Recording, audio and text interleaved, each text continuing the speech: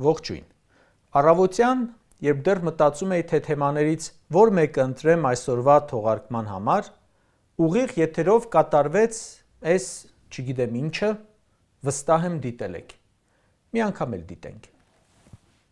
Կարողացել եմ սատկացնել, դուք եք կզե, դուք եք որ թախել եք, Ռոբը, մի րոպե մի գնա, Ռոբը Սերջը և մյուսները, ովքեր մեր երեխեքին են լքել են, Ռոբիներ են կզացնելու, Սերջիներ են կզացնելու, կարողացնել են կզացնելու, Բաբոյն են, մի լավ բան անեի, ես Ղարաբաղի ակցենտով որ մասկետով, մի րոպե լսի,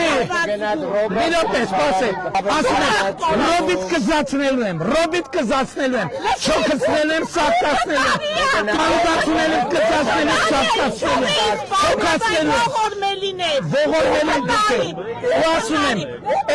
ինչ էի կանում, երկիր ենք սարքում, պետքին ենք սարքում, դուք եք կանդել, Ղարաբաղով թարանել եք, և ես ասում եմ, ենք Ղարաբաղի ակցենտով մասկավորվածները, որ բան են տարածում վիդյոնը, դուք թախած լակոտներ եք, հանեք ձեր մասկեց այս տահակներ։ Ժորժ ջան, կարիք կա բացատրելու, հիմնավորելու, թե ում պետք է չընտրել։ Այստեղ վերլուծելու բան կա, թե ամեն ինչ հասկանալի է։ Հայաստան դաշինքի առաջնորդ Ռոբերտ Քոչյանը քարոզարշավում հայտարարեց, որ պետք է վարչապետի թեկնածուները փսիխոյի թեստ հանձնեն։ Լուրջ հետազոտվեն, որովհետև չի կարող վարորդականի համար պահանջեն ստուգել հոգեկան հավասարակշռությունը, իսկ պետության ղեկի համար ոչ։ Փաշինյանը բազմից սարել է քայլեր, որ առաջին անգամ Հայաստանի պատմության մեջ անհրաժեշտություն է առաջացել երկրի ղեկավարի հոգեկանի թեստ հանձնելու։ Կարող ենք ասել, որ այսօր Փաշինյանը տապալեց փսիխոյի քննությունը։ Թեստը դրական արդյունք ցույց տվեց։ Քաղաքացիների հետ Նիկոլ Փաշինյանի յուրաքանչյուր հանդիպում ավելի շատ հիշեցնում է հոգեբուժական կլինիկա։ Պարզ քննադատությունը վերածվում է անհավասարակշիռ գորգորոցի, ջղաձգումների։ Այս պատկերը տագնապեցնող է, թե քաղաքականապես, թե հոգեբանորեն։ Հոգեբանորեն տագնապացնող է, որովհետև երկրի ղեկավարի մոտ հոգեկան անադեկվատություն է նկատվում, անզեն աչքով։ Քաղաքականապես վատ է, որովհետև սա երկրի ղեկավարն է։ Այս մարդը երկրի ղեկավարողն է։ Եթե մեր երկրում ամեն կառույց իր տեղում լիներ, կասենք ջանդամ Թոմի հոգին էլ անադեկվատ լինի, մեղմ բառ եմ ասում, իրավիճակի ավելի դիպուկ բնորոշում կա, բայց եթերային չէ։ Բայց մեր երկրում անադեկվատ է մեկը, որ այդ բոլոր կառույցների փոխարեն է հանդես գալիս ինքը։ Այդ մարդը հոգեբանական կոլապսի մեջ է։ Միայն ես չեմ այդպես կարծում։ Մի հասարակ քաղաքացի կարողանում է հունից հանել պետության ղեկավարի, բայց այդպիսի քաղաքացիները ախր Հայաստանում 3 միլիոն են, երկրից դուրս մի քանի անգամ ավելի։ Լավ, իսկ այդ կինը եկեք հասկանանք, ինչն է սխալ ասում։ Մարդամեկը գնացել է Երևանի Արաբկիթ համայնք, քարոզարշավի։ Համայնքի բնակիչներից մեկը, ում եղբայրը Նիկոլի բերած ու պարտված պատերազմում անհետ կորել է, նայում է աչքերի մեջ ու ասում. «Դուք գողացել եք իմ հայրենիքը, շարունակում եք գողանալ իմ հայրենիքը, մի ամբողջ երիտասարդ սերունդ եք ոչնչացրել, գողացել եք իմ եղբորը, իմ ուրախությունը»։ Կինը, որ բժիշկ է, կյանքեր է փրկում, երեխաներ է լույս աշխարհ բերում, հանդիպել է 5000 կյանք կորստի տարածին, այս բոլոր աղետների պատճառին, բա ինչ պետք է ասի։ Բերել է պատերազմ, պարտվել է, զոհ է տվել, բռնագաղթ է կազմակերպել, հարցնում են ինչի արեցիր, ասում է մեր ինքնիշխանությունը, ինչ ինքնիշխանություն։ Քաղաքացին հարցնում է իմ տունը ինչ կապ ուներ քո ինքնիշխանության հետ, որ հանձնեցիր, իմ որդին ինչով էր խանգարում քո խաղաղությանը, որ զոհեցիր։ Փաշինյանին մեղադրողները, դավաճան ասողները չեն հայտնում իրենց սուբյեկտիվ կարծիքը, դա հայ ժողովրդի ու ոչ միայն հայ ժողովրդի հստակ դիրքորոշումն է։ Մարդկանց երկրի անվտանգության երաշխավորներ, զոհեց, հանձնեց,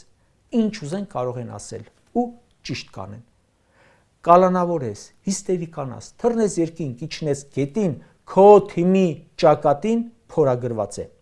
Այդ կինը եղբայր է անհետ կորցրել, քո մեղքով, պետք է ծնկի գայր նրա առաջ, անձամբ դու ես մեղավորը։ Պետության ղեկավարի ամենակարևոր հատկանիշներից է սառնասրտությունը։ Ճգնաժամի պահին ժողովուրդը պետք է տեսնի հավասարակշռված, վստահ ղեկավարի, ոչ թե չասեմ ինչ։ Երբ հասարակության հետ շփումները վերածվում են նյարդային պոռթկումների, ուրեմն այդ մարդու համար իշխանությունը հոգեբանական ծանր բեռ է, իր համար անտանելի բեռ է։ Իր արածը էմոցիոնալություն չէ, Ժորժ ջան, դիագնոզ է։ Սա հիստերիայի պատմություն չէ։ Հիստերիաների շարք է մի մարդու, որը տնօրինում է բոլորից ճակատագիրը, բանակը, արտաքին քաղաքականությունը ու ողջ պետապարատը։ Պատկերացնում եք ինչի մեջ ենք։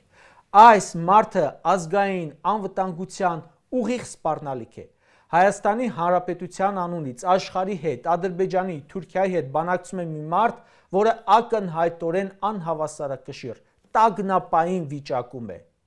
Այս տեսանյութերը ոչ միայն մենք ենք տեսնում, այլև բոլոր նրանք, ում հետ սեղան են նստում, բանակցային, ժողովուրդ։ Բանակցություններում էլ այս անադեկվատությունը չէ պատճառը, որ Արցախը, որ ընդամենը մի 10 տարի հետո պետք է հասներ անկախության ճանաչման, հանձնվեց։ Այս անադեկվատությունը չէ պատճառը, որ տարածաշրջանի ամենամարտունակ բանակը ջարդվեց։ Այս անադեկվատությունը չէ պատճառը, որ ռազմավարական դաշնակցի փոխարեն հեսա ստանում ենք հակառակորդ գերտերություն։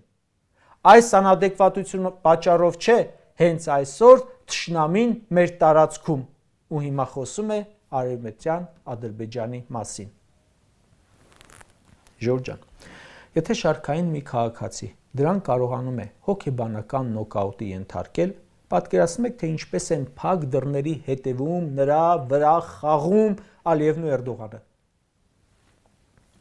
Թշնամու հատուկ ծառայություններն ու ղեկավարները հրաշալի տեսնում են նրա այս հոգեկան տագնապներն ու թուլությունները եւ հեշտությամբ կորզում են այն ամենը, ինչ ուզում են։ Ինքնատիրապետում չունեցող, հիստերիկայի մեջ ընկնող բանակցողը արդեն իսկ պարտված է։ Որովհետև այստեղ կարողանում է հիստերիկանալ, ուղարկել ոստիկանություն, այնտեղ ինքն էլ, իր ԱԱԾ-ն էլ, ոստիկանությունն էլ հարց լուծող չեն, ասում են հիստերիկացար, պրծար, դե պարկի սեղանին։ Այսպես հասանք այնտեղ, որ դա բանակցային սեղանի շուրջ չի այլևս, այլ սեղանի վրա։ Այսօր եւս Հայաստանի ընկած իմիջը պոլով տրվեց։ Բացեք ցանկացած երկրի լրատվական կայքերը, այն երկրները, որ Հայաստանի տեղն էլ չգիտեն, այս ֆոտոն է գլխավոր լուրերում։ Սա մեր պետությունը ղեկավարողն է, սա մեր պետության մեջ որոշումներ կայացնողն է, սա մեր անվտանգության երաշխավորն է, սա մեր իրավունքների երաշխավորն է, ժողովուրդ։ Ժորժ ջան, չեմ խոսում Արցախ հանձնելու, տնտեսական վիճակի, պարտքի, գնաճի, ես 8 տարվա առաջ չարացի մասին չեմ խոսում, խոսում եմ մեկ տեսանյութի մասին։ Այս մարդը պետք է որոշի մեր երեխեքի ճակատագիրը, մեր ապագան։ Ամենավտանգավորն այն է, որ մարդիկ արդեն սովոր են այս պատկերին, այս իրավիճակին, այս ջղացիկ ելույթ արձագանքներին, մեմեր են սարքում, ձեռք են առնում, հրճվում են, ղժում են, լացելու է ժողովուրդ։ Իմ մեղքը գալիս ենք մենք։ Իմ սիրտը մռմռում է մեզ վրա, ես մեզ խղճում եմ, ես իմ տան աղբը չեմ վստահի, որ նա տանի թափի, որովհետև մինչև աղբաման հասնելը կարող է թափել փողոցներում, հարևանի ավտոմեքենայի վրա, տեղ չի հասցնի հաստատ, բայց նրան 680,000 հոգի վստահել է երկիր։ Կարճ ասած։ Ժորժ ջան, հիմա ԿՊ-ն մեզ առաջարկում է հունիսի 7-ին ընտրել այս էկրանի մարդուն։ Սա իրական դեպքն է, պլակատի ֆոտոշոփով նկարը չէ։ Հիմա յուրաքանչյուր ընտրող, մտնելով քվեախցիկ, պետք է իրեն տա ամենագլխավոր հարցը. սրան եմ նորից ձայն տալու, որ ինչ լինի, սրան եմ վստահելու մեր պետության ղեկը եւս 5 տարի։ Սրան ընտրելը նույն է, թե մանդատ տալ հավերժ ցնցումների, հավերժական ներքին թշնամանքի ու կորուստների։ Հունիսի 7-ին այս հիստերիային պետք է վերջ տալ քվեատուփերի մոտ։ Այսօրվա դեպքը այն դեպքերից է, որ իրոք իրավիճակը շատ ավելի է փոխում։ Հայաստանին այսօր, քան երբևէ, պետք է սառնասիրտ, հաստատակամ, ուժեղ եւ հավասարակշռված ղեկավար։